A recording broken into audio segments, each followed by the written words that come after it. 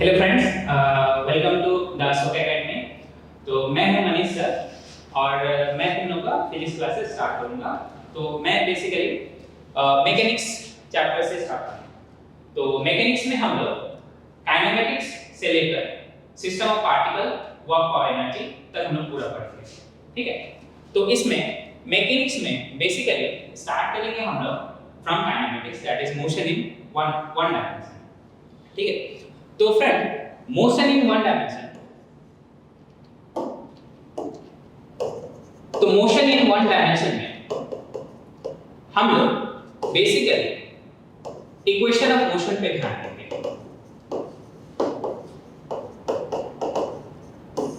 मतलब इस चैप्टर में हम बस इतना ही देखेंगे कि कोई भी object, suppose this is object, ये अगर मूव कर रहा है तो इसका डिस्प्लेसमेंट क्या है, इसका डिस्प्लेसमेंट क्या है, व्हाट इज द डिस्प्लेसमेंट,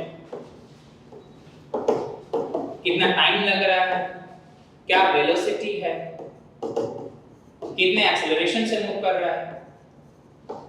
बस बेसिकली हम लोग इसी टॉपिक पे हम लोग ध्यान देते हैं।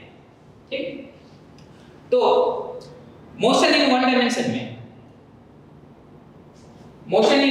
में हम लोग ये देखते हैं कि कोई भी ऑब्जेक्ट वन डायमेंशन में जब मूव करेगा तो बेसिकली तीन इक्वेशन को फॉलो करेगा। होता तो चार इक्वेशन है, लेकिन बेसिकली तीन इक्वेशन को फॉलो करेगा। फर्स्ट इक्वेशन क्या है, v equal to u plus at। Second, that is s equal to ut plus half at square।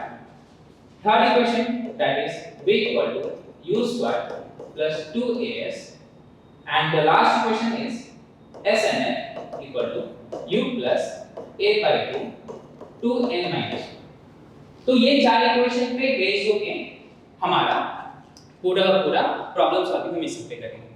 ठीक, तो ध्यान देना, ये सब इसके अंदर करने से पहले हम लोग पहला ध्यान देते हैं कि कोई ऑब्जेक्ट है।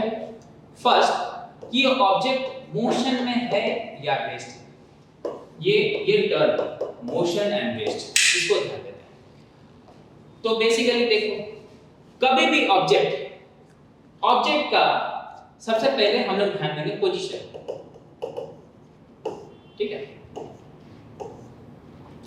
तो बेसिकली हम लोग किसी ऑब्जेक्ट का पोजीशन रिप्रेजेंट करने के लिए हम लोग एक रेफरेंस फ्रेम ले लेते हैं। सपोज ये XYZ कोऑर्डिनेट सिस्टम, इस सिस्टम के अंदर सपोज कोई एक पॉइंट P, दैट इज इसका कोऑर्डिनेट है x, y, z।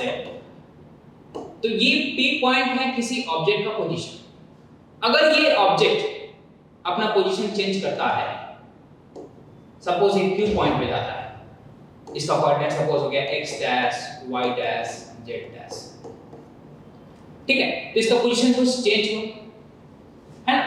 तो जब ये ऑब्जेक्ट अपना पोजीशन चेंज करता है with respect to time and with respect to another reference frame या रेफरेंस पॉइंट, देन उस ऑब्जेक्ट को हम लोग बोल सकते हैं कि वो मोशन में है। That is what if any object changes its position with respect to time and any reference point, then it is said to be in motion। अगर ये ऐसा काम नहीं कर सकता, अगर अपना पोजीशन चेंज नहीं करता with respect to time, then we can say the object is at rest.